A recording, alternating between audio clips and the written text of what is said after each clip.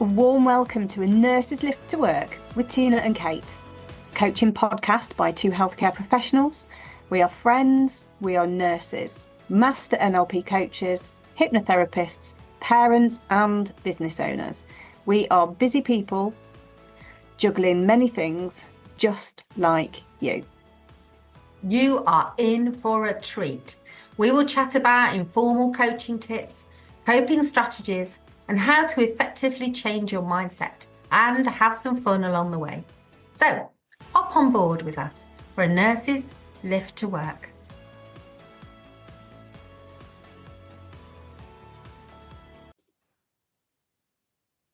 Hello, this is Tina. And I'm Kate. And this is A Nurse's Lift to Work. And Kate, today, what we're talking about? Today we are talking about... Hello, my name is... Go on, Tina, finish that one. And we've just been laughing about this, but your accent's better than mine. Go on. I don't know. No, I think you should do it. Go on. All right. You've got to be of a certain age for this, though, people. Like, hello. I've got to do it in a Spanish accent. Hello. My name is Inigo Montoya. You killed my father. Prepare to die. And if you would like a reference for that amazing impression, this is from The Princess Bride. Honestly, you've got to be of a certain age to kind of appreciate the brilliance of that film. And listeners, if you haven't watched it, you need to. It's an essential part of life and growing up. Yes. So grab yourself some popcorn after listening to this podcast episode and then go and watch it. Yeah, it's hilarious. It will brighten your day and you will enjoy it. So this is a bit about introducing yourself to patients and how impactful that can be in a positive way. And I know that this campaign came out many years ago and has had up to 2.5 billion people kind of interested in it. And we will put the link in the show notes. But the Hello, My Name Is campaign came from Dr. Kate Granger, who is no longer with us. Kate was a doctor. She had a terminal illness of cancer. She felt at times very upset by the fact that she was giving all this personal information, really often very intimate information, to people who didn't even tell her their name. And she said, understanding what it means to introduce yourself to somebody can never be underestimated, and it personalizes care. So I just wanted to do this episode and was chatting to Kate about it because actually I think some people have forgotten about this.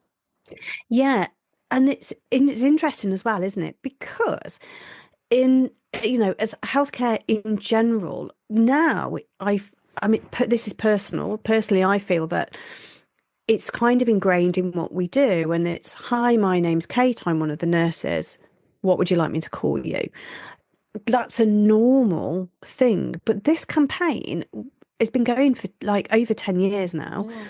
So for many of you out there, it will be automatically part of your every day. It should have been part of your everyday schooling to introduce yourself in the first place. But believe it or not, there was a time when we didn't do that, when we didn't introduce ourselves. We kind of assumed it was a given. And I do wonder, sometimes things go full circle, don't they? And the highlight, the spotlight appears on something. And when Kate came out with all of this, she was still living and she was still talking to camera about what this meant to her. And then after her death, Chris, her husband, picked up the campaign. He very kindly came to Devon and did a presentation for me at a hospice that I worked at. And there was lots and lots of traction and name badges were made and it was quite a thing. But actually, only last week, I was talking to a friend who's a retired midwife who had to go into a hospital for some healthcare. And she was in for a painful, unexpected issue. And she described how hardly anybody introduced themselves. And at the end of her care episode, some things had gone well and some things could have been better. And she wanted to give some feedback. And she asked for the names of those who had treated her, which she knew would be recorded in the record of care. And at one point, somebody said, well, we haven't really got that information. And she said, oh, I think you absolutely have got that information. But she didn't know. She didn't know who the doctors were who attended to her. She didn't know who the nurse was that had the conversation about theatre prep. She didn't know. And she's an intelligent person, because people were either forgetting or were too pressurised or for whatever reasons. When she asked further questions about why she couldn't have some of this information and explained that she was a healthcare professional and that she was entitled to it, things changed and she was then given the information. But what they said was, well, we're very careful about giving out names because it's not safe for the staff. So that was a kind of interesting angle. And I know in mental health, we were really encouraged to be very careful about what information we gave out, because if people's mental health declined after they left the unit, they might seek us out in our private lives. Yeah, this isn't and I get that, but first names. Yeah. First names. Yeah. You know mine. Yeah. Why can't I know yours? You know all my personal details. I don't know yours. You're about to maybe ask somebody whether they got a little trigger warning. I'm going to say some healthcare things if you're listening in the car with the kids. You might about to be saying to somebody, do you have any vaginal discharge? When did you last have your bowels open? Etc. These are intimate sort of questions. Yeah, it's easy as a healthcare professional, isn't it, to this is normal. This is normal conversation, often overtaken at a dinner table. So, and we don't think anything of these conversations. These are part of our everyday. But for the person on the other end, it might be the worst day of their life, and they are an unknown entity or feel unknown to you.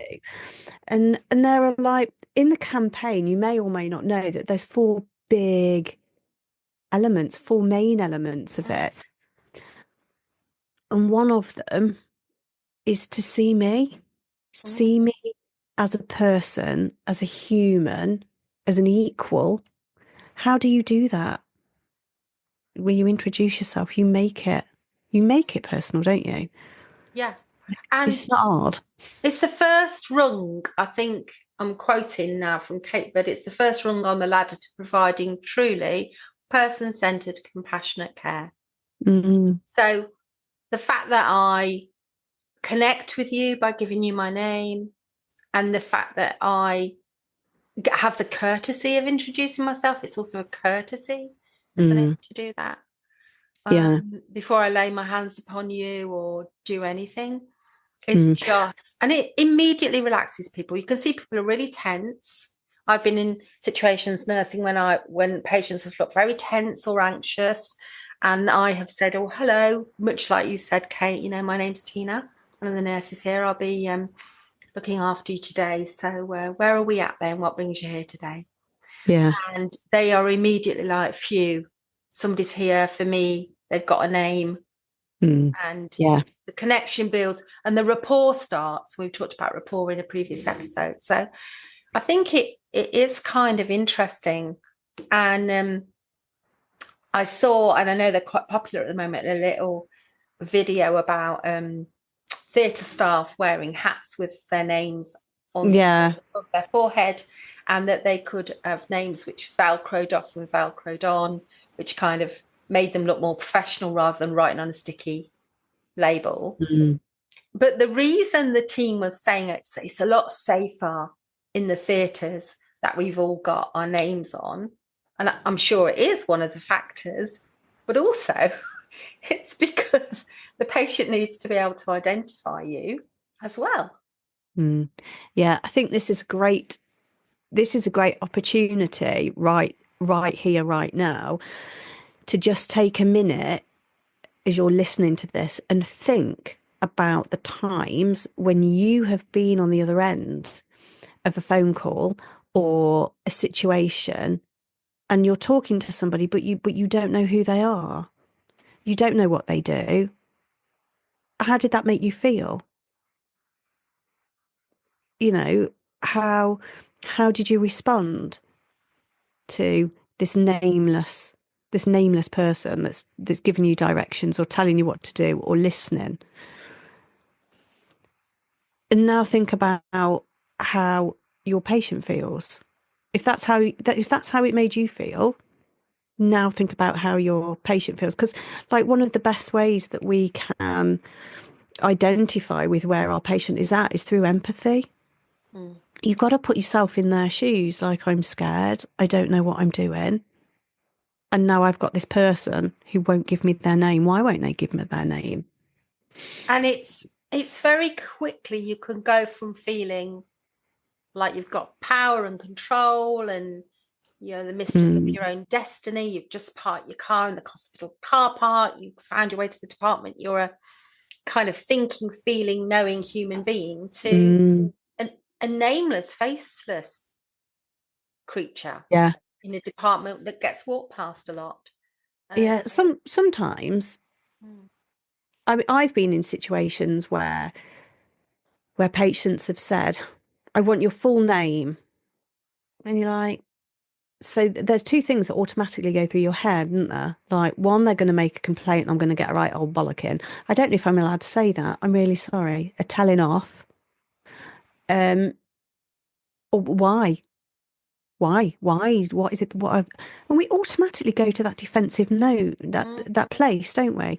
But actually, what if they want to? What if they want to make a compliment and tell people how amazing you are?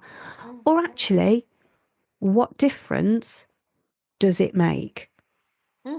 In reality, what difference does it make if they want your name? Because you're doing your job, and if you're doing your job properly and documenting everything, it shouldn't matter. And as you say, sharing of names is the beginning of a building of bridge of personalization, isn't it? And that seeing them as people. It also gives them what we call agency, which is this idea that, they're going to be at the heart of all their decisions, which is one of the other things on that list of 4, isn't it, Kate? Yeah, absolutely. And you'll find as well that in many, many organisations, not just the NHS, in many healthcare organisations, the patient's at the heart of everything. They are the reason why we do what we do. And they are, aren't they? Otherwise, if we didn't have them, we wouldn't have a job. That's right. So, it's quite simple. And finding out someone's name is a really small thing that has such a big impact.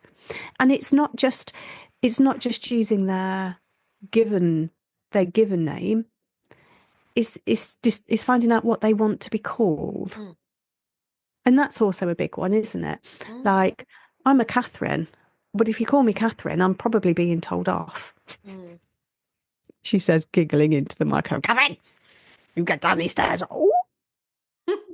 That's never left me. I am a middle-aged woman now, and that's never left me. And sharing your name. I mean, I'm Tina, and sometimes patients have said to me, just Tina, as in not Christina or Bettina or a bigger version of Tina. And I say, never just Tina. And it brings a smile to people's faces, and we kind of, and often people go, oh yeah, my niece is called this or whatever. It's a point of connection, and that's what we want to do. We want to connect. Yeah, and actually sometimes it goes a little bit further, because depending on where your clinical area is, you might think, oh, I'm only going to meet these patients once, but then you see them again 2 weeks later. And another 2 weeks, and a month after that, and a month after that, and you know them, and they know you. And so actually, for them to be able to have a face and a name makes so much of a difference, especially if it's for not so brilliant reasons that they're coming back. You are familiar. Yeah. And doing the numbers game, it might be, you might see 4,000 people in a year, but they will only see one of you. Yeah. And therefore, it's really important and impactful. And the little things matter. I mean, this is something that is another one of the 4, the little things matter. And this is one of the little things, that you could be sitting down with somebody rather than looming over them. If you introduce yourself, you're much more likely to start to build that rapport. Yeah. So, and it kind of works. It works in a professional capacity with peers and colleagues as well. So, and I say this to the people that I work with all the time. I just assume everybody is going to know who I am. So when I speak to people on the phone, professionally, it's hello, it's Sue department. Hi, it's only Kate in blah. How are you doing today? So I give them my name, but I assume they know who I am. And then they do know who I am after a while. They're like, hi, Kate, how, yeah, and that's how you develop your professional relationships. absolutely. Because it's the giving and the taking of something personal, isn't it, that makes all the difference.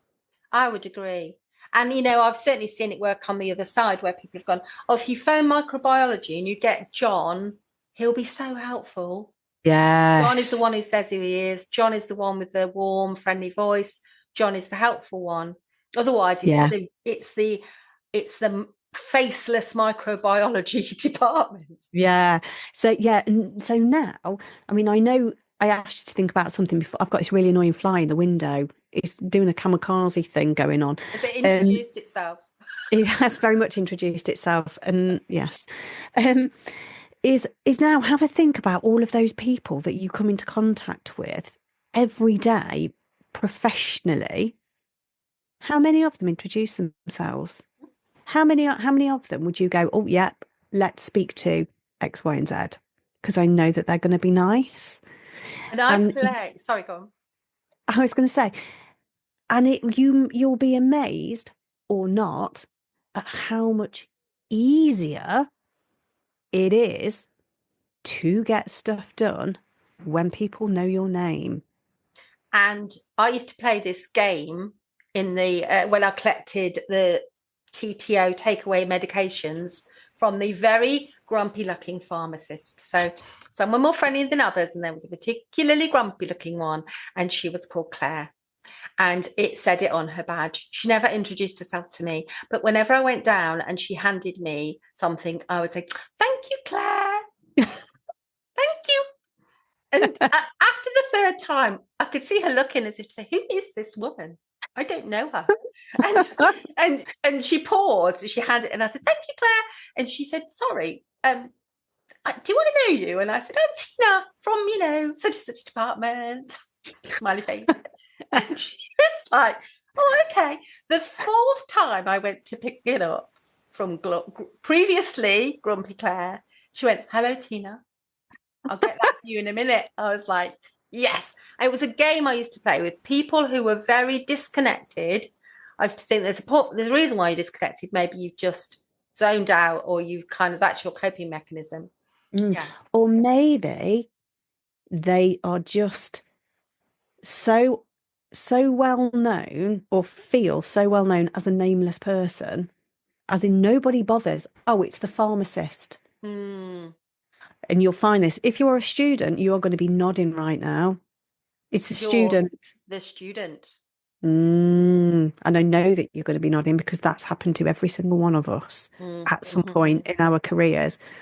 You're like, actually, I've got a name, thank you very much. So it's all about the communication, which is the last of the 4. So thank you for listening. I think this is just a little episode to get us to think again about introducing ourselves to patients, and colleagues, what is helpful and good about it, and reminding us of that fantastic campaign, which still has a load of great things to offer. And because I'm feeling very action oriented today, Tina, and so because of that, listeners, how can you make sure that people know about the Hello, My Name Is, and or if you're having a conversation where somebody doesn't introduce themselves, how can you address that? How will you address it? Good questions. Ooh, And do a little homework. bit of noticing.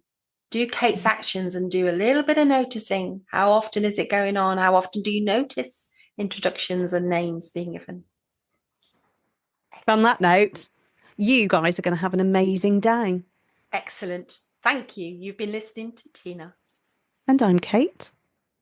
And this is Fit Nurses. Live to work.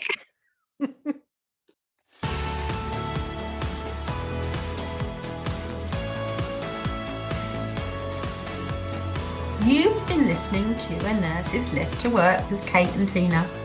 Please remember, this is not a replacement for medical treatment or help, so do seek assistance if you need to. Thank you for joining us. Please do like, subscribe, give us stars, like and share with your friends and colleagues. All the good things.